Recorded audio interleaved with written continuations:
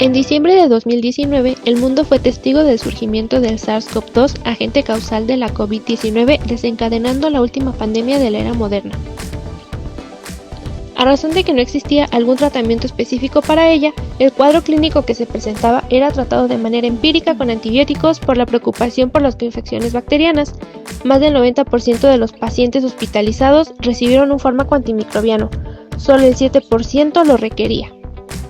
Los antibióticos más utilizados fueron la ceftriaxona, acitromicina, vancomicina, quinolonas, carbapenémicos y piperacilina con tazobactam. Estos antibióticos, de acuerdo a la clasificación AWARE del 2019, pertenecen a los grupos de antibióticos con mayor potencial de resistencia y que deben ser reservados para ciertos síndromes infecciosos o reservados como último recurso en infecciones confirmadas o sospechadas por organismos multiresistentes.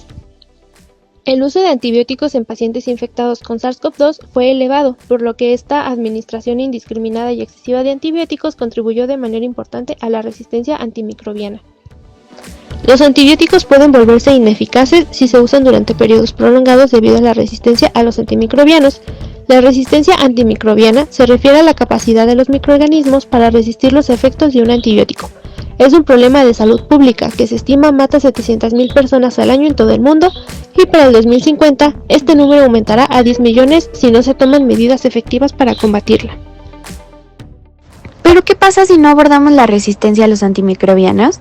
Una mala indicación del antibiótico o un mal cumplimiento de la prescripción nos puede provocar un fracaso terapéutico, un enmascaramiento de procesos infecciosos, una cronificación, porque la falta de erradicación de un número suficiente de bacterias nos va a provocar que sigan persistiendo algunas, pero que mantengan su grado de patogenicidad sin ocasionar algunas manifestaciones,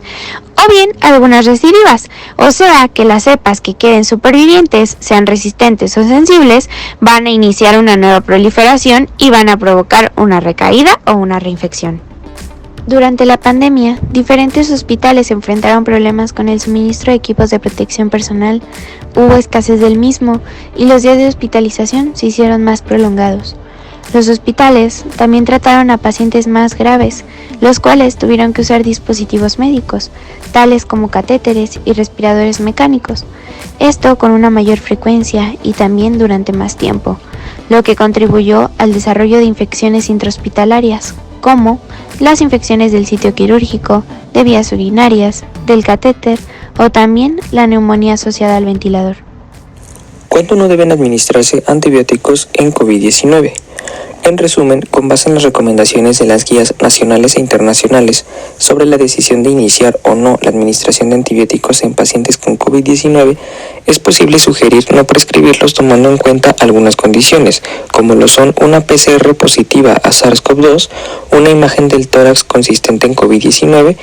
linfopenia, leucocitosis discreta o ambas consistentes por neumonía por COVID-19, o muestras de microbiología pulmonares negativas, como cultivos o antígenos urinarios. Diferentes organizaciones han propuesto medidas para prevenir la resistencia antimicrobiana. En el caso de la Organización Panamericana de la Salud, recomienda contribuir a través de la educación comunitaria, la vigilancia de la resistencia y de las infecciones asociadas a la salud y sobre todo a la prescripción adecuada de los antimicrobianos. Por otra parte, la Organización Mundial de la Salud, como medida para reducir la propagación de la resistencia a antimicrobianos, implementó en el año 2019 la herramienta AWARE previamente mencionada, clasificando a los antibióticos en 3 grupos: antibióticos de acceso, antibióticos bajo vigilancia y antibióticos de reserva, haciendo énfasis en el uso de los antibióticos que se deben utilizar para las infecciones más comunes en comparación con las más graves. El objetivo es conseguir que el 60% de los antibióticos utilizados sean de la categoría de antibióticos de acceso, entre los cuales se encuentra una lista de más de 80 antibióticos con un potencial de resistencia más bajo que los antibióticos de otros grupos.